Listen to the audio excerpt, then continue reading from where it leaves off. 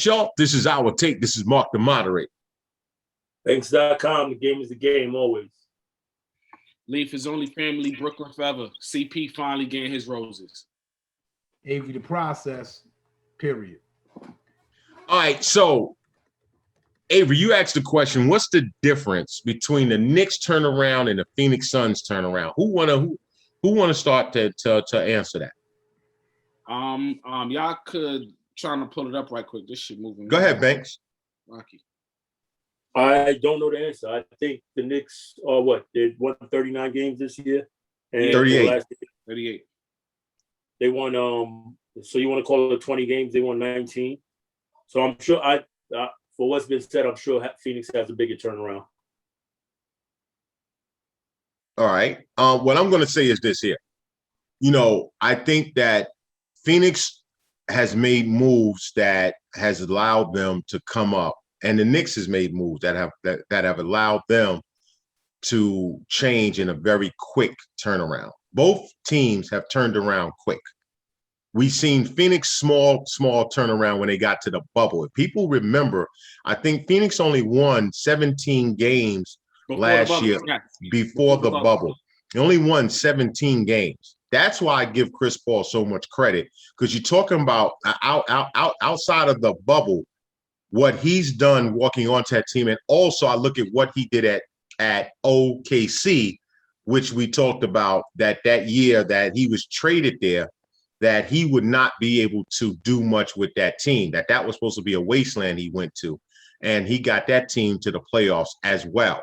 So when you look at that, what single-handedly, what I'm going to say he has done as walking in the door, he's made a big change. Now, Julius Randle has made a big change for the Knicks this year.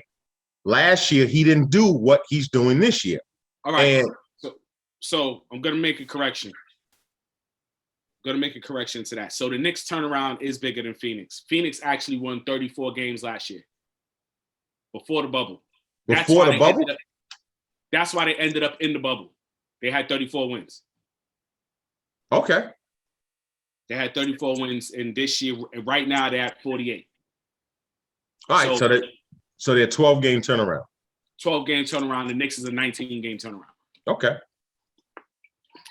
Interesting. Because of what I was saying is that when you look at what Phoenix has done and going into this season, we didn't have them being the number 2 seed, the number 2 team overall. You didn't have the Knicks being 4 either. No, we didn't have that either. But mathematically, I'm going to say 2 is greater than a 4. Am I right or wrong?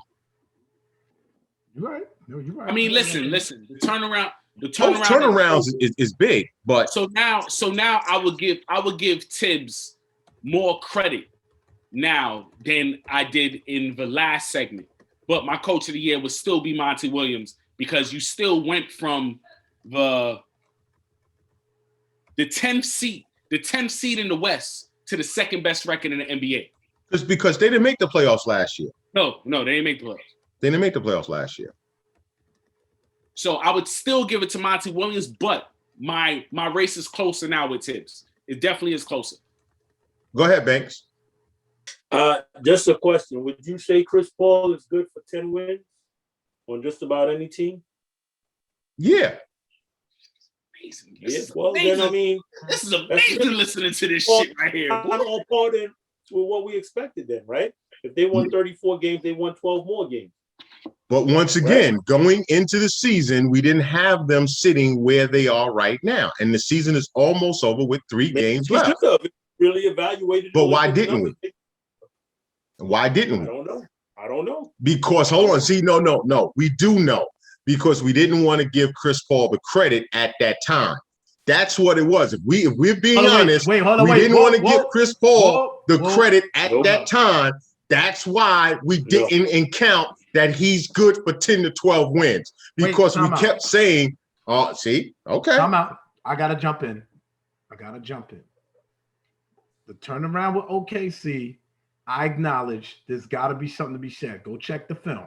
No, but listen again. We're not saying individuals. That's what I'm saying. No, I'm just saying. I said we. I said why didn't we take into account that CP3 was good for 12 wins. If that is the case before the season started and we made our predictions, why is it we didn't count it? Because it was CP3. If we want to keep it real, we didn't want to give that man credit. And until now, do we want to sit and start giving him his flowers now? We waited for even All-Star break. We wasn't talking Chris Paul. We wasn't saying anything about Chris Paul. Now we want to acknowledge Chris Paul at the same time. Say, hold on, what about the Knicks? Come on, man. Yo, let's just keep it a buck. We're gonna keep it a buck. Keep it a buck. No doubt. Listen. Okay. Shout to CP3. But y'all see my name? Y'all see my name? Yo, listen. Let me say it again. There's no reason why at this juncture Chris Paul's name is not being thrown out there for the winner of the MVP. There's no reason for it. Because Joker, I get the whole love of Joker, but if you keeping it a buck, come on, people. Come on, man. Let's just keep it real, man. Let's stop. Wait, you think let's stop. He deserves it for Joker? Because did you look at Joker's numbers for this year? I go back again. This is what kills me, because we said it on this panel. When Steve Nash won his 2 MVPs, he didn't have Joker-like numbers. He didn't have y'all brought up and threw. I'm just throwing it out there. Y'all threw up in my face when I talk about Steve Nash did not deserve those 2 MVPs. Y'all ran to look at his record. Look where they was at. They was in the West. Look where he had that team at. And this is why he won. And now when it comes down to CP3, no, we can't do that. Let's move the goalposts. We ain't gonna let you do that. He right. Ain't gonna let you do that. I just said look at the numbers. 26.4. You look at Kobe numbers. You look at Kobe numbers compared to Nash numbers, and I'll say it again. You look at Shaq numbers compared to Nash numbers, and I can tell you right now, we've been here before, and Nash won the MVP. Now, Banks, he makes a valid point. Shaq and Kobe definitely deserve to be MVP, but they gave it to Steve Nash because they had a better record. Steve Nash averaged 17 and 11, which is good. It's good, especially 11 assists as a point guard. That's all I'm talking about is Joker's numbers. Listen, Joker's numbers is dope. Look, if we're going off of the and I know how I feel about Joker, but if we're going off of the narrative that they're gonna say, yo, the best record, yo, Greek Freak got it because he had the best record, this, that, and the third, then let's keep it a buck. If we're gonna move this damn goalpost, god damn it, why Russell Westbrook name ain't in there? The man averaging a triple-double again. No other dude in the NBA is doing that. You only want to talk. The NBA is doing that. Only when it suits the narrative. Only when it suits the narrative. Let's keep it a buck, though. Let's keep it a buck, y'all. Love Russell Westbrook. But we're talking about numbers. Hold on, Avery. I mentioned his name. Banks brought up numbers. Okay. Number. I know what you're saying, but let me be the real voice of reason. Okay. The numbers in correlation with the record. What is now it's with the record. See, that's what I'm saying. Yo, it don't stop. It don't. It is like making a cake. It's like y'all just keep adding ingredients in until it just looks right. Come on, man. Denver's 4th, Banks. Denver's 4th. Okay. So if we look, so then that means Embiid got to be MVP. Listen. Hold on. Let's Avery. Let's keep it real. Before Embiid got injured, he was being mentioned as MVP. The moment he got hurt, then his name came off the list. Donovan Mitchell. Hold on now. Let's keep it up. Name wasn't even Donovan Mitchell never came up.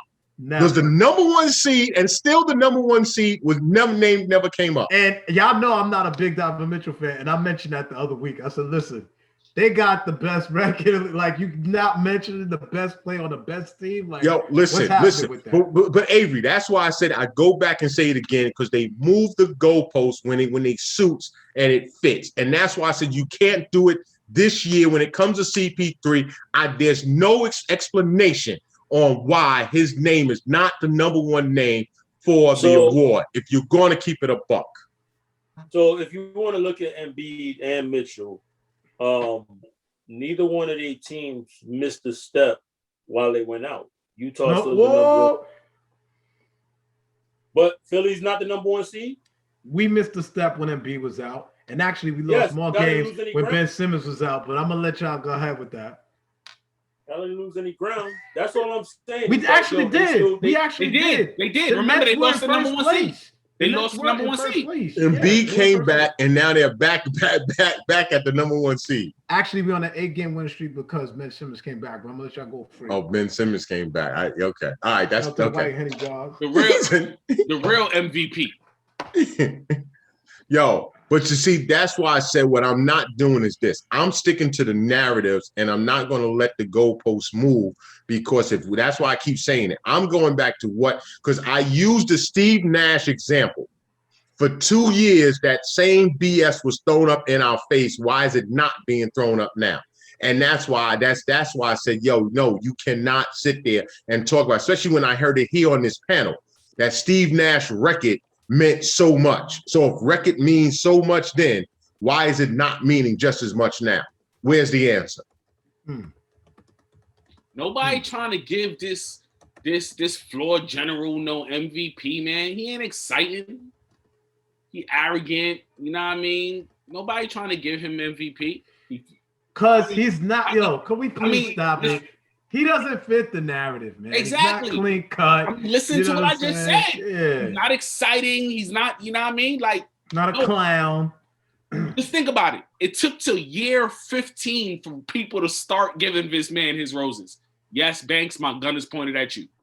I'm not. Wait. I'm not going to let you do that because of this right here.